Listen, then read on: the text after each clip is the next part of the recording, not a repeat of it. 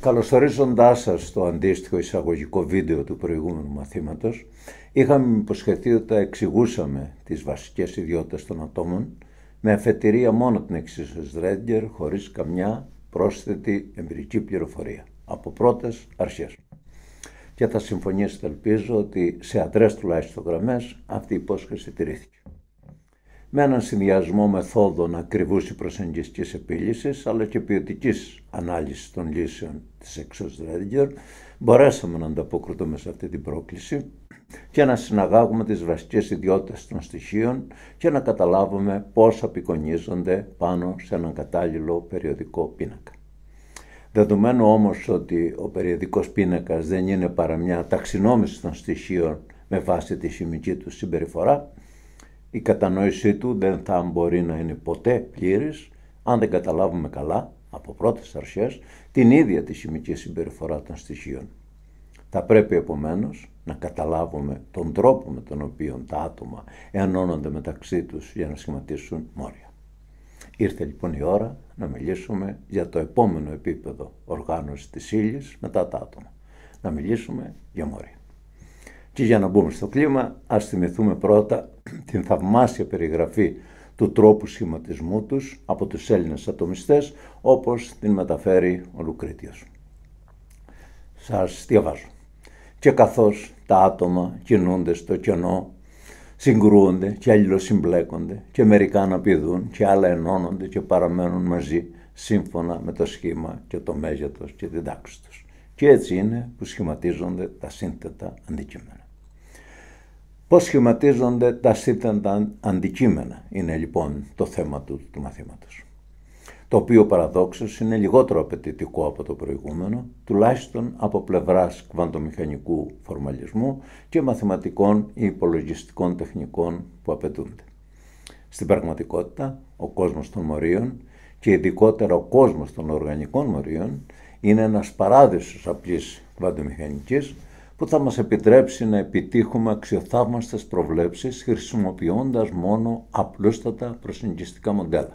Παραδείγματος χάρη το μοντέλο του γραμμικού συνδυασμού ατομικών τροχιακών που μετατρέπει την εξίσωση Schrödinger σε ένα πρόβλημα ιδιωτιμών γεωμήτριας, αλλά και μοντέλα που επιλύονται ακριβώς όπως το μοντέλο των ελεύθερων ηλεκτρονίων μέσα σε ένα γραμμικό ή κυκλικό σωληνάκι ή πάνω στην επιφάνεια μιας σφαίρας. Και χάρη σε αυτό, χάρη δηλαδή στην απλότητα των βασικών ιδεών και μεθόδων του, τούτο το μάθημα μπορεί να ειδωθεί όχι απλώς ως συνέχεια του προηγούμενου, αλλά και ως ένα αυτόνομο μάθημα που προποθέτει μόνο μια βασική οικειότητα με την κβαντομηχανική περιγραφή της ατομικής δομής. Όποιος έχει αποκτήσει αυτή την οικειότητα, έστω και από ένα στοιχειώδες μάθημα κβαντικής φυσικής, μπορεί να παρακολουθήσει τούτο εδώ και να ανταποκριθεί στις απαιτήσεις του. Σχετικά με την ύλη του μαθήματος, αυτή θα μπορούσε να περιγραφεί πολύ συνοπτικά αν του δίναμε τον εξής εναλλακτικό τίτλο. Κβαντική θεωρία του χημικού δεσμού. Έτσι, η πρώτη εβδομάδα είναι αφιερωμένη στην ανάπτυξη αυτής που ονομάζουμε στοιχειώδη θεωρία του χημικού δεσμού και η οποία επαρκεί για την κατανόηση των βασικών χαρακτηριστικών σχεδόν όλων των μη οργανικών μορίων. Και οπλισμένη με αυτή τη θεωρία, που είναι βέβαια καθαρά κβαντική, χωρίς κβαντομηχανική χημικός δεσμός δεν γίνεται, οπλισμένη λοιπόν με αυτή τη θεωρία, θα μπορέσουμε να εξηγήσουμε μεταξύ άλλων την ύπαρξη και τη βιολογική μοναδικότητα ενός μορίου όπως το νερό, αλλά και ενός πιθανού βιολογικού ανταγωνιστή του όπως το μόριο της αμμονίας. Τη δεύτερη εβδομάδα θα κάνουμε ένα διάλειμμα για να αναπτύξουμε την κβαντική θεωρία των μοριακών φασμάτων και να πάρουμε μια γεύση των πειραματικών τεχνικών που μας επιτρέπουν να συμπεραίνουμε τη δομή των μορίων και να υποβάλουμε σε έλεγχο τις θεωρητικές προβλέψεις. Οι 3 εβδομάδες που ακολουθούν είναι η καρδιά του μαθήματος. Είναι η χημεία του άνθρακα. Αυτού του εκπληκτικού στοιχείου που μας υποχρεώνει σε 2 ριζικές αναθεωρήσεις της στοιχειώδους θεωρίας του χημικού δεσμού που αναπτύξαμε την πρώτη εβδομάδα. Και 2 σπουδαίες νέες λέξεις θα μπουν στο λεξιλόγιό μας. Υβριδισμός και πεντοπισμός.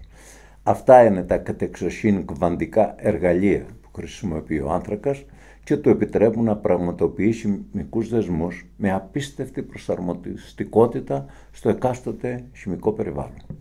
και του επιτρέπουν επίσης να πραγματοποιεί γιγάντια μόρια καθαρού άνθρακα, όπως το γραφένιο και τα φλουρένια, που συνδυάζουν την σχεδόν πλατωνική τελειότητα της μορφής και την αντίστοιχη κομψότητα της μαθηματικής περιγραφής τους με την υπόσχεση μιας νέας τεχνολογικής επανάστασης στο κοντινό μέλλον.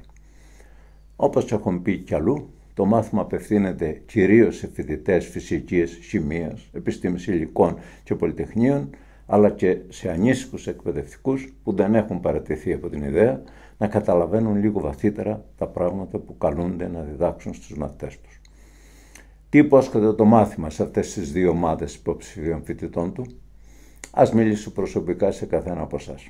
Αν είστε φοιτητής, στο τέλος του μαθήματος θα είστε πλήρως προετοιμασμένος να παρακολουθήσετε μια μεγάλη ποικιλία ειδικών μαθημάτων σε κατευθύνσεις αιχμής, τόσο από πλευράς βασικής επιστήμης όσο και τεχνολογίας. Αν είστε εκπαιδευτικός, θα έχετε αφαιρέσει ένα μεγάλο μέρος της ομίχλης που συνήθως περιβάλλει τις βασικές έννοιες της χημείας και θα είστε σε θέση να επανεκπέμψετε αυτή την καθαρότητα στους μαθητές σας. Πέρα όμως από τους φανερούς σκοπούς του, το μάθημα έχει και έναν ανομολόγητο στόχο. Κάποιοι από εσάς να προσβληθείτε από μια υπέροχη ατεράπευτη νόσο, την αμαρτωλή περιέργεια να καταλάβουμε τον κόσμο. Καλώς ήρθατε στο μάθημα.